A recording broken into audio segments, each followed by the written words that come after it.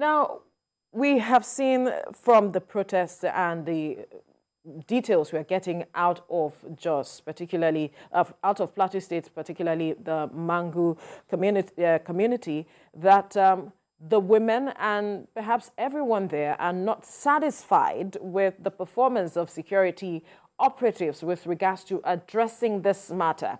And it seems like there is no trust between the people for the police to deliver on what it came to do, ensuring peace and stability in that community. Why is that? That's the question, because we saw the women protesting, saying that they do not want security operatives in that community and that they were going to handle things themselves, so to speak. And now we are getting also this update saying that the security operatives have not been proactive at addressing this matter. What really is going on? Thank you very much. Let me first condole with the families that have lost their life and the people and the government and people of Plateau State. Let me condole with them over this unfortunate attack again. Losing confidence on the security agency is normal and is expected because that's what people will do when there is an attack like this. However, my point is very clear that we can't continue to go on like this. We really can't continue moving on in this cycle forever.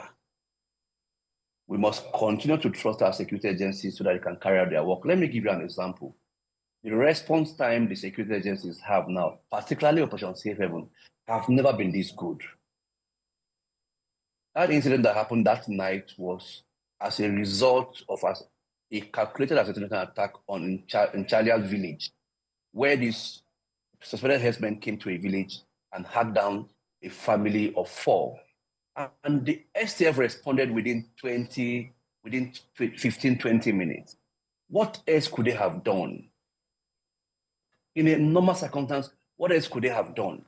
The response within that time was sufficient enough, that time was professional enough, and that time was actually adequate enough. They responded.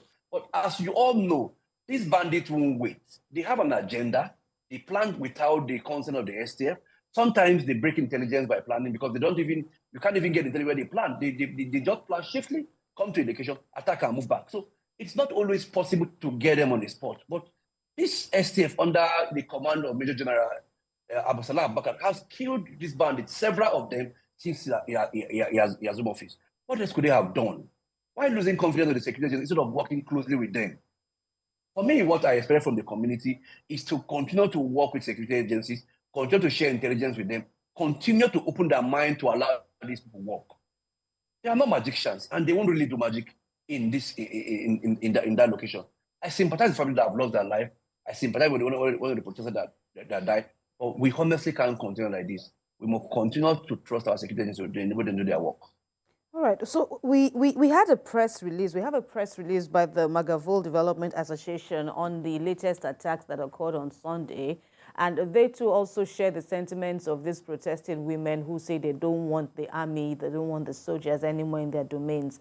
On the basis of them, according to, the protesters, not knowing the terrains of, the area of Mangu and the neighboring towns. And what do you make of this? Because now they're saying they prefer policemen. And then again, what do you know, or what can you tell us about partnership between the army and, sister agencies that could help in its work?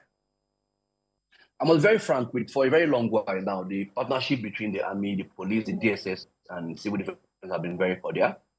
They have been doing a lot of work together, and we're seeing results in that regard. For the women who protested, it's very unfortunate that some of them may have been used or are being used to carry out this campaign. If you take out the STF from Plateau, I'm assuring you, Plateau will become a bloody place. The STF is really doing a lot, even though some people have refused to see this fact for several reasons, maybe that is best known to them. But if you take STF out of Plateau State, you are never going to have a peaceful Plateau. That is not the problem. The problem is to solve the fundamental issue. This fundamental issue, like I've always maintained, is criminality. Until we solve this issue of criminality, we'll continue to go on in this cycle. Telling STF to leave, I don't think that is the wise decision. It's just a decision out of emotion. It's an instigated decision. It's a decision that I feel is coming out from some quotas who felt that the STF overstayed, though they may have their bad eggs, because in every given society, there are bad eggs. Even in the churches and mosques, there are bad eggs. So I don't expect that the STF will be meant with sense. Or just like the police have their bad eggs, just like the DSS have their bad eggs, just like the civil defense have their bad eggs, the STF also have their bad eggs.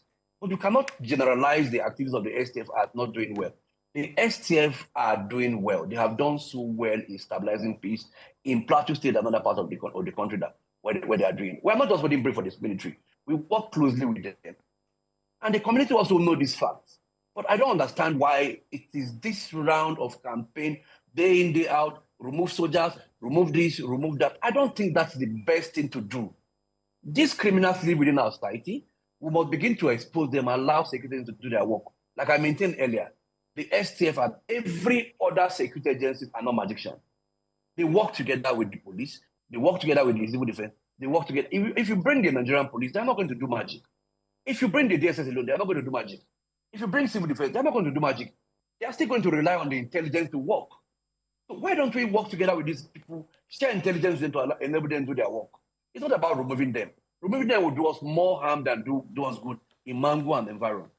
Now, there are kind of attack that these marauders coming, that it takes the STF and their superior power to face. We have to face this fact. We have to face this fact. Even those people have refused to believe this fact, but it doesn't matter. The facts are there to speak for themselves. They are there on the ground. If you go to Mangu, most of the entrance point of these marauders have been blocked.